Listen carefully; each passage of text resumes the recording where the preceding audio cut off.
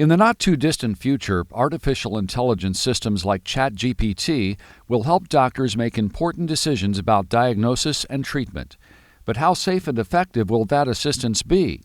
In a perspective article published in the New England Journal of Medicine, Dr. Daniel Morgan and Dr. Catherine Goodman say doctors will need a new set of skills to properly interpret and act on medical information provided by AI. We focused on three things that really clinicians would need to better understand how to use AI and other electronic decision support. And that's first, that these are based upon probability, and so they don't give definite yes, no, black or white answers. They tend to give something that's probabilistic, and it's more likely or less likely, which actually is the way the world works, really, but it's not the way we think of medicine, where we think about these pathophysiologic diagrams where we say it's certain you have this or you don't have this versus it's likely or it's unlikely. So the first one is to really think in terms of probability. The second one is to understand what goes into these algorithms or what goes into the large language models.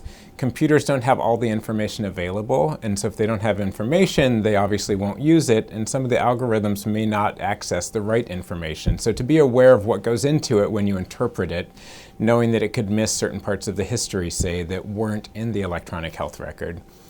And then third is to think about how to build that into clinical care. When people talk about AI, they sometimes say, is it better than doctors or worse than doctors? But there's really no way that it will come out without being a tool that doctors will use. And so doctors need to think about how can this be used to improve the care they give, to make their lives easier, to make care better for patients, and not rely on it completely. Dr. Morgan says a good place to start is by using AI to provide patients with general health information and to help summarize medical records. For the University of Maryland School of Medicine, I'm Larry Roberts.